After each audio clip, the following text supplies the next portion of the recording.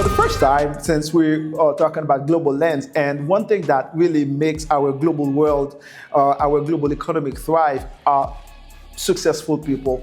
Whether we're talking about, people that are in technology, supply chain, or any type of businesses, the only reason why we can talk about a global economy where we are working together, some people may be extremely rich, some people may be in the middle, or some people may be very, very poor. The only reason is because there is an economy that is definitely working. Now, one thing that I wanted to talk about are some of those guys who became successful. They have become successful, so they're among the richest people in the world. And one thing I got to realize is what they have used in terms of definition of success. Well, everybody may see success from a different perspective, but we can say that Summer Redstone, for example, this is one of the guys that I like a lot, and then he said, success is not built on success, it's built on failure. It's built on frustration. Sometimes it's built on catastrophe. So that does not mean, so people are going to see success from different point of view, but the cool thing is success never comes on its one form. So there's gonna be a lot of people who will be going through success, and then they have gone through hell before they could even get to where they need. So this is way to say that, every challenge, every failure, every setback is a stepping stone on something greater. So the people who admire people like Elon Musk, who is right now the richest man in the world, whether we're talking about Jeff Bezos, who is the second richest man in the world, or even if we talk about some top tier people, whether we're talking about Oprah Winfrey or even Mike Tyson, these people are people that you have learned, you have admired, but most of the time you don't know exactly what these people have gone through before they reach success. Well, I gotta say that all of the people that I talk about, they have gone through hell. They have gone through a lot of challenges. They have gone through a lot of failure. They have been frustrated, and they have built, their life sometimes became really catastrophic, but they have done everything.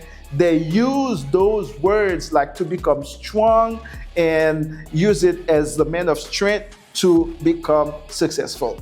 And I'm gonna tell you exactly each of these people, what they have done in order to really maintain that level of strength towards success. One of the key reasons why I have decided to really talk about either Jeff Bezos, Elon Musk, and Mike Tyson, all of Oprah Winfrey, all of these people, well, they have they have gone through different hurdles. They have gone different, situations. But one thing that they have done, most of these people have definitely used, those hurdles in order to build and capitalize on their path to success. For example, if we're talking about Elon Musk, this is a kid who actually definitely had a lot of things to offer, but he was born in South Africa, and this guy, for some reason, was also bullied by his parents, especially his father. That's what pretty much they said. And he was also bullied in school, but he got something special. The only thing that he had that was special was the fact that he loved to read. So the fact that he loved to read really allowed him to become smarter. That helped him to become very strong mentally. And because of that, he really used all those frustration, all those humiliation, and decided to put it into something positive, which was his first. Elon Musk had gone through a lot of humiliation, so he went through a lot of hell. Catastrophic his life was, definitely. But guess what? There's one strength he was really cultivating, was the fact that he loved to read. He read every type of books, understood engineering, understood different ways that brought him to Canada, from Canada to the United States to do his university. The kid was also he also had a chance to keep going and go to university, decided to drop out in order to build on what we have right now. Whether we're talking about Zip2, we're talking about PayPal, we're talking about Tesla. That guy has a bunch of companies. But I gotta tell you, one key that really drove that guy to be that successful was the fact that moving forward, growing up, he was bullied. He knew that he got to be powerful, and in order to be powerful, he's got to put a lot of work. He's got to be really strong. Well, this is the first thing, and one thing that I got to say is, yeah, right now, this is the richest man in the world. Well, what are we talking about right now is the founder of Tesla, SpaceX, Neuralink, the Boeing company. All of this company made him the richest man in the world. Now, if we're talking about Jeff Bezos, what can we say about that guy? Jeff Bezos was not the richest man, like when he was growing up, and he didn't really grow up in a financial established family. This is a guy who went through a lot in order to become what it is right now. So as you can see, when he was going to school, so everybody didn't know exactly what he wanted to do. So he loved to read. He wanted to sell books. That was the main objective of himself. And people didn't know that he was going to be that rich. He was working for a Wall Street company and decided to quit this company in order to open his own businesses from a very small garage. And nobody believed in him. Like, they didn't think that he was going to be who he is right now. And that guy almost got bankrupt very, very, very often. But there is one thing that he had that was more important, was determination. That was his long-term vision. He knew no matter what was going on. So one thought is small when you decide to make it small. And that's exactly what happened right now. That guy is the second richest man in the world. And he is also the founder of a very big newspaper, the Washington Post. Everybody knows Amazon. Everybody knows Amazon World Service, AWS.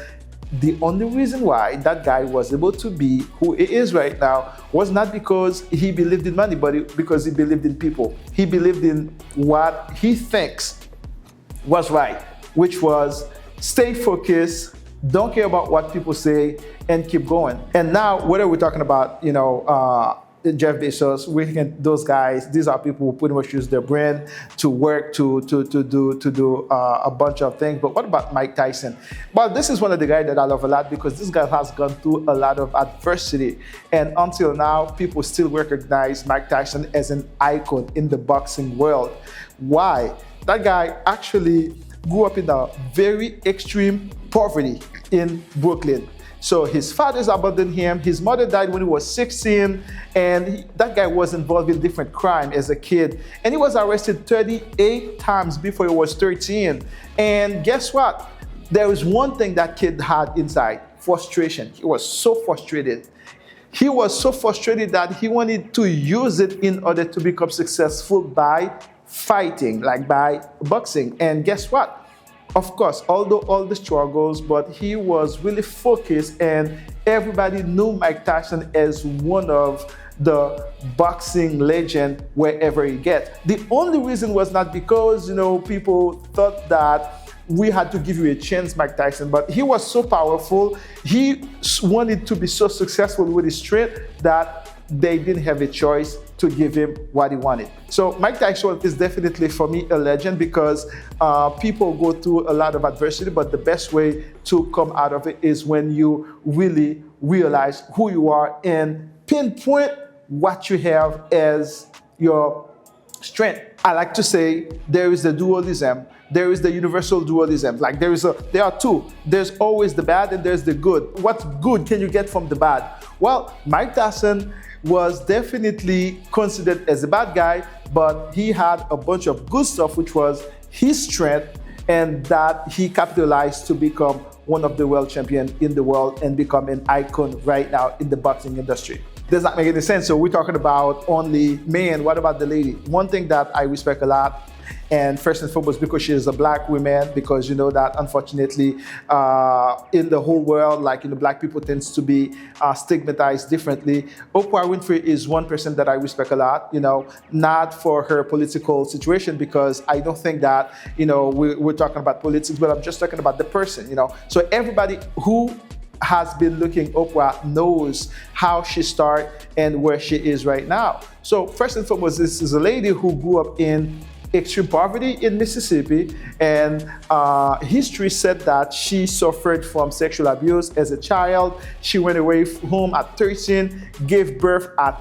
14. Well, babies dead in infancy. That's what was declared. And this is also someone who struggled a lot with body image because first and foremost she was a black woman and publicly ridiculed for her appearance. Well, also Oprah was someone who was also fired from her first TV job just because she was unfit for television, and who became the first black female billionaire. And she also built a media empire called On Network and O Magazine. She is one of the most influential women in history. Now, what we have to understand is, well, you can talk about your external beauty and you can also talk about your internal beauty. What is the most important thing in life?